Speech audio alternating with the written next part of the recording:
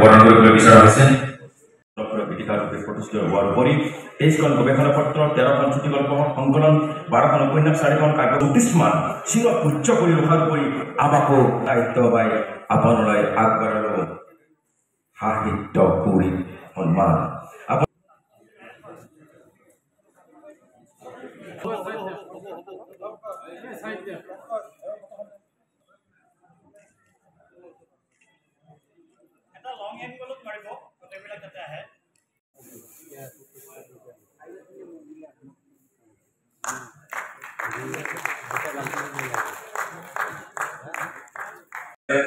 প্ৰাণকেন্দ্ৰ হিচাপে নলবাৰী অতীজৰে পৰা বিখ্যাত হৈ আহিছে। নলবাৰীয়ে জন্ম দিছে বহুতো বিদ্বান লোকৰ,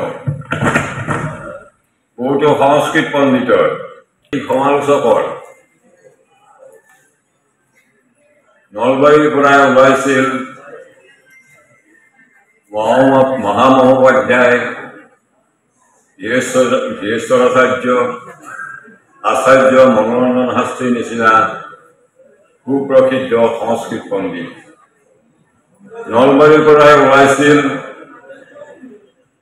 বিচক্ষণ সাহিত্য সমালোচক শ্ৰী ত্ৰৈলোক্যনাথ গোস্বামী। অসমৰ এগৰাকী মননশীল বুদ্ধিদীপ্ত আৰু আজিও নলবাৰীৰ সন্তান ডক্টৰ প্ৰভাত কুমাৰ ডক্টৰ পূৰ্ণ ভট্টাচাৰ্যই এগৰাকী আগশাৰীৰ কবিৰূপে ইতিপূৰ্বে প্ৰতিষ্ঠা লাভ কৰিছে। নতুন প্ৰজন্মৰ মাজৰ পৰাও কেইবাগৰাকীও কবি আৰু গল্পকাৰে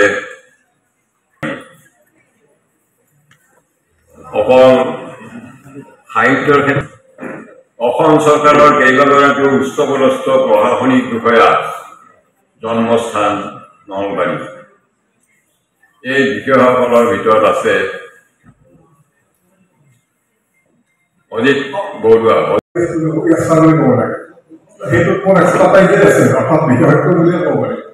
আজি এই সৌভাগ্যৰ সফলতা ভবা নাছিলো, আহিলে মোৰ এই সৌভাগ্যটো থাকিব। যি নহওক আপোনাক তাকে নমস্কাৰ। মই বেছি কথা নকওঁ। সাহিত্য আমাৰ বিশেষ জীৱনৰ সংঘ। দ্বিতীয়তে মানুহক কাম কৰিব নোৱাৰা সময় মোৰ দুটা আছে। এটা হ'লে সাহিত্য কিতাপ পঢ়া, আৰু দ্বিতীয়টো হ'ল গানৰ বিভিন্ন কাম কৰা। এই দুটা সময়লৈ মই জীয়াই আছো। মই যে ক'লো মোৰ বয়স ৭০ বছৰমান হৈছে কৰিলো। এতিয়া সভা বাকী কামবিলাক ইয়ালৈকে চলি যাব। আজি আপোনালোকে এটা কথা মানুহ তাকৰ, কিন্তু ইমান এটেণ্টিভলি ইমান গাম্ভীৰ্যপূৰ্ণভাৱে আপোনালোকে সহযোগ কৰিছে, ই এটা তাৎপৰ্যপূৰ্ণ বিষয় নলবাৰী ৰাইজৰ কাৰণে। মই বেছি কথা নকওঁ, মোৰ ভাষণ ইয়াতেই সামৰিছো। আজি সভা উদ্বোধিত হ'ল, এতিয়া সভাৰ বাকী কাম চলিব। আলিপুৰ জীবনেৰ অৰ্থ অভিনব স্বাগত স্বাগত অতিথ্য।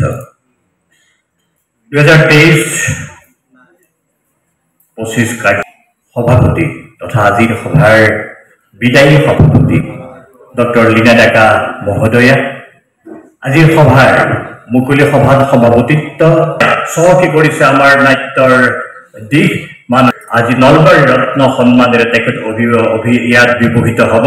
আমি সকলোৱে শ্ৰদ্ধা জনাইছো অভ্যৰ্থনা সমিতিৰ হৈ। মঞ্চৰ উপবিষ্ট এগৰাকী ডাঙৰীয়াক আমি ইয়াত আজি আদৰণি জনাইছো। আমি আদৰণি জনাইছো নলবাৰীৰ এগৰাকী নেতৃত্বৰ কথা ক'বই নালাগে, ডক্টৰ ৰাজেন শৰ্মা, ডক্টৰ দীপক শৰ্মাৰ দৰে, ডক্টৰ ৰমেশ জৈনৰ দৰে মানুহ তেখেতৰ ছাত্ৰ। বাদ বুলি ভবা এইজন মানুহ আমাৰ নলবাৰী জিলা সাহিত্য সভাৰ প্ৰাক্তন সভাপতি। ডক্টৰ বিপিন চন্দ্ৰ কলিতা ডাঙৰীয়া, নলবাৰী জিলা সাহিত্য সভাৰ প্ৰাক্তন সভাপতি। জনগোষ্ঠীয় ভাষা প্ৰকল্প তেওঁ অনুযোগ প্ৰতিম, তেওঁ জালা আঞ্চলিকৰ 2025-27 কাৰ্যকালৰ তেখেত নৱ নিৰ্বাচিত সম্পাদক বা নৱ মনোনীত সম্পাদক। ঘৰত আনন্দ আৰু সম্পৰ্কৰ চমক বজাই ৰাখিবলৈ জৰুৰী হৈছে সকলো আনন্দময় মুহূৰ্তত মৰমৰ উপহাৰ দিয়াটো। সেইবাবে মধুশ্ৰী জুৱেলাৰ্ছে আনিছে সকলো ৰঙীন ক্ষণৰ বাবে বিশেষ গহনা। হীৰাৰে হওক, সোণৰে হওক বা ৰূপৰে হওক, শ্ৰেষ্ঠ ডিজাইনছ আৰু হলমাৰ্কযুক্ত গহনাই ৰাখে সম্পৰ্কক নিখুঁত। তেনেহ'লে আজিয়ে আনক আনন্দ মধুশ্ৰী জুৱেলাৰ্ছৰ সৈতে। যোগাযোগ কৰক 7028000341 নাইবা ভিজিট কৰক LNB ৰোড, নলবাৰী, অসম।